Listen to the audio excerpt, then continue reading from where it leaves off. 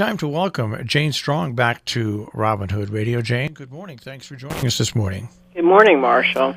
Jane, of course, I always equate with the Equus Effect to you right off the bat. You are the founding member of the Equus Effect, are you not? Yes, I am. Yes, I am, and it actually is me. That's all I do.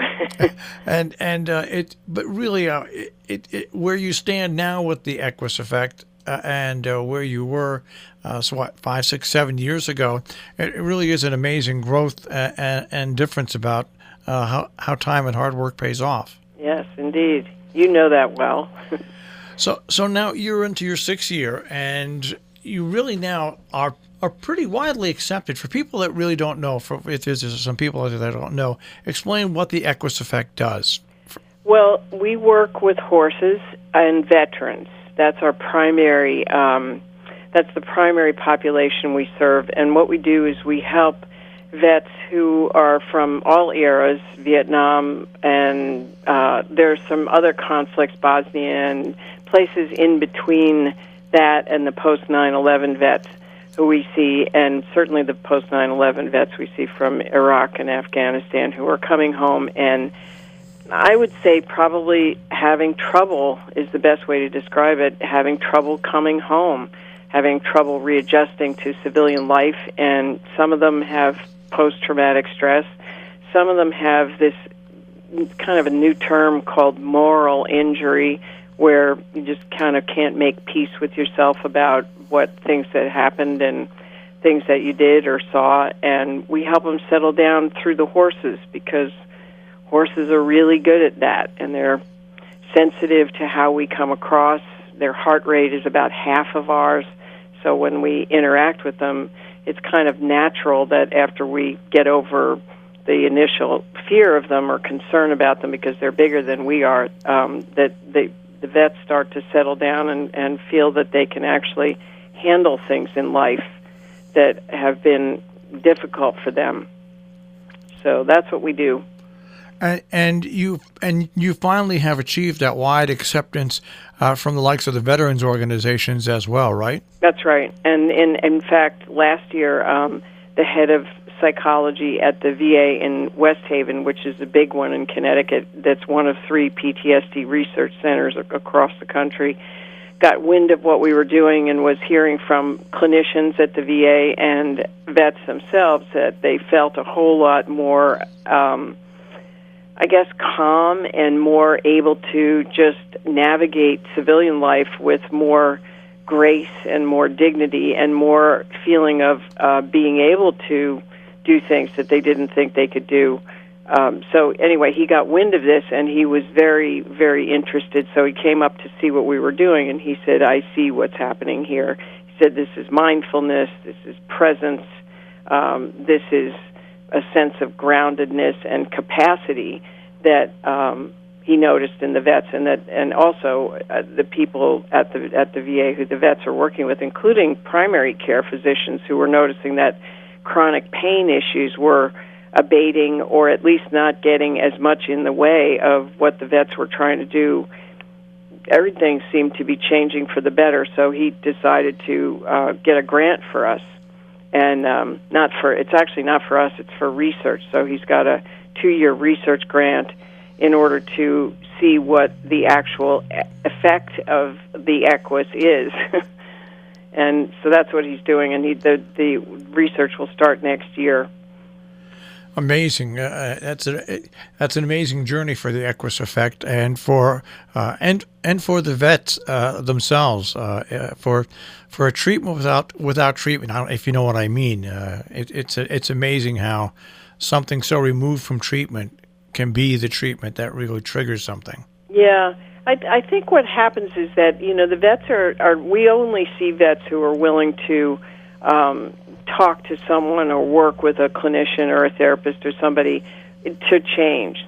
So they have to have said, I'm tired of feeling this way, I'm really frustrated, I'm really on the edge of not wanting to live anymore, and I want to do some work to change. And so we see ourselves as sort of a complement to what they do at the VA or the vet centers or wherever they go for help to change the way they're feeling and the way they're acting. And so we really complement that and help them feel the experience of change in their bodies and in their actual real time right now.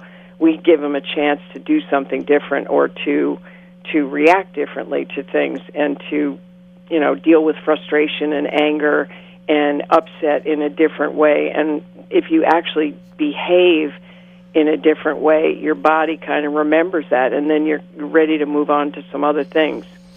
The Equus Effect. So, and if you're out there listening and you want more information on the web, theequuseffect.org. But now let's get to an event that is coming up for you on September 7th, right here in Sharon at 6:30. This is a fundraiser which has a lot of great components to it. Yeah. We've got we're going to have, the dinner is going to be catered by this organization called the Swell Party, and they do a big open fire grilling and serve the food on planks. So that should be a show in itself. And we're also having a silent auction with some very cool things, experiences, and an apartment in Venice, and a bunch of golf things at pretty interesting golf courses, and other stuff in the silent auction that nobody's told me about yet. So it's going to be a surprise. But then we're also going to honor Roxana Robinson, who wrote a book in 2013, I believe it was published, and I read it in my research of trying to understand how veterans see the world. And she wrote this book that was a novel, but it was the most extraordinary description of the inner landscape of a veteran returning. And he was an officer, a Marine. He'd gone to Williams College and studied the classics and came home and decided that he wanted to join the military, much to his parents' surprise. So he went to Iraq and came home, and it's a story of that journey for him.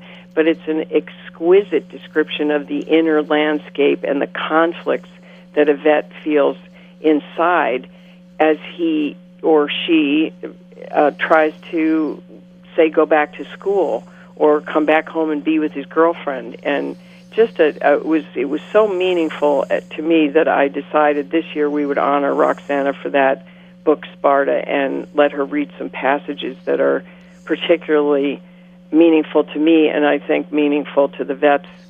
So she's going to do that, and then we're going to have a video that we just created this year that's going to talk some more about what we do and have the vets speak for themselves about how this has impacted their lives. So. And you also have the Joint Chiefs there. That's right. Yeah, that's and now this is once again coming up on September 7th at 6:30 at the Equus Effect, Drum Road in Sharon. Now, can people get tickets online? Yeah, we have our website has an event page, and people can just take a look at the description that's on the web about the event, and also sign up for tickets and do it that way. That's probably the easiest way to do it. So once again, the Equus Effect, and once you get to their webpage under events, and just click and scroll through that. So now really take a look at the growth of the Equus Effect. Is there anything different now that you've gotten so much acceptance from when you first started this? I mean, did this seem like a long shot when you first started it, and now, wow, it's gone beyond my expectations? Well, when I first met you, it was still an idea. Yeah. It was I had a couple of horses here, but I had no. The VA took 4 years to send any vets to us, and once they did, we went from 21 vets in 2013 to we see over 258 this year. And I would say that the biggest change to me, we haven't changed the curriculum at all. It's actually, it's just exactly as it has been. But what I think has changed is that we've been training new facilitators in different parts of the country. And I think the VA is going to want us to train a lot more reach a lot more places because we have to go where the vets are. So what I'm facing and what we're all facing on our team is to be able to train a whole bunch of people the second year that this research is happening in order for the program to roll out nationally after that. And, then we rely completely on private contributions now, but I hope that if this research yields what I think it's going to, that the vets are developing capacities to deal with civilian life that will have to be a national program that the VA will sanction and maybe just fund. Be really nice. So that's a big deal. That's a big change for us to be very, very local to having to expand like that. Jane, congratulations. And once again, the EquusEffect.com on the web. More information for those of you who want that, and also more information on how to event a fundraiser. Jane, thanks for joining us. Thank you, Marshall. Jane Strong, once again, the Equus Effect here on Robin Hood Radio.